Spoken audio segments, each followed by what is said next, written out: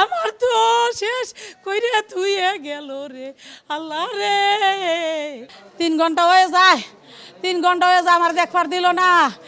ফের বাইরে একবার ঢুকাইছি, বাইরে ঠেলে বাইক দিছে, ফিরে জোর করে ঢুকাইছি, দেখায়া কয় কি ও বোন তোমার রাতি নাই রে, আমার তো শেষ কইরে থুয়ে গেল রে আল্লাহ রে।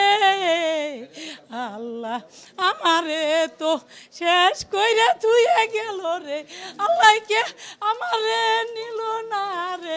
আরো 3 বছর আগে আমারে নিয়ে গেত, আমি এই দিন। আপনি এটা কি দেখছেন, আপনি এটা কি লেখছেন, তো না আবার ঘুরে দিছে। আমি 600 টাকা অটো রিক্সা ভাড়া দিছি একটা ইঞ্জেকশনের জন্য। শাহবাগ লয়ে ফুতিটা দোয়ান চাইছি পাই নাই, আবার আয়া কয়ে হেরা কয়ে ডাক্তার নিয়ে দেখান।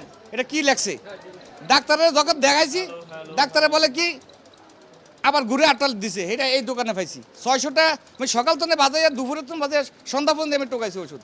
কি ওষুধ লাগে ওরা নিজেরাই জানে না। আমার অভিযোগ এটাই আর কি, ওরা বহুত হরানি করে, এটাই হলো আমার অভিযোগ। আমার বাচ্চা এখনো সুস্থ আছে, মোটামুটি সুস্থ আছে, কিন্তু ওরা প্রচুর হরানি করে। হরানি করে যে আপনি ওষুধ কিনতে গেলে হরানি, ওইখানে জিজ্ঞাসা করলে হরানি, ওইখানে জিজ্ঞাসা করলেই আপনার সরেন, এটা ডাক্তারে বলবো। যার যার গায়ে গায়ে শুধু ডাক্তার 10 মিনিট 5 মিনিট ব্রিফিং করবো, কয়ে জানিয়ে দিব। অথচ টাকা, শুধু টাকা দেন, শুধু টাকা দেন, ফোন করে বলবো যে টাকা জমা দেন, টাকা জমা দিতেছি। এই পরিস্থিতি। এর মারে নিয়ে, বাচ্চার মারে নিয়ে ভর্তি হয়েছি, মানে সিজার করবে। এই সিজার করছে 7 তারিখ, এবং 3 দিন ঘুরাই ঘুরাইয়া সিজার করছে। পরে অ্যাডমিন অফিস পর্যন্ত গেছি, নার্সেকে বলি কয় ডাক্তারে জানেন। পরে অ্যাডমিন অফিসে গেছি, কয় আপনার দ্বারা এমার্জেন্সি না, এই জন্য আপনার ঘুরাই ঘুরাই আস্তে আস্তে আমাকে 3 ধরে বেড ভাড়া দেওয়া হয়েছে।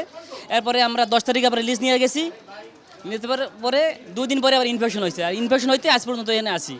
আর মানে আমরা যখন আসছি শুধু দেখি যে 1 ঘন্টার মধ্যে আসছি যে 14-15 জন খালি ইনফেকশন, খালি ইনফেকশন, খালি ইনফেকশন, শুধু এই হাসপাতালে খালি ইনফেকশনের রোগীর মধ্যে।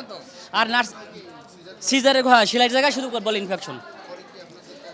পরে তো আমাদের হয়রানি করা লাগে, আবার বিভিন্ন টাকা দাও, এই দিয়ে করতে করতে মনে করেন বেড ভাড়া আবার নতুন করে মানে অনেক টাকা খরচা হয়ে যেতেছে।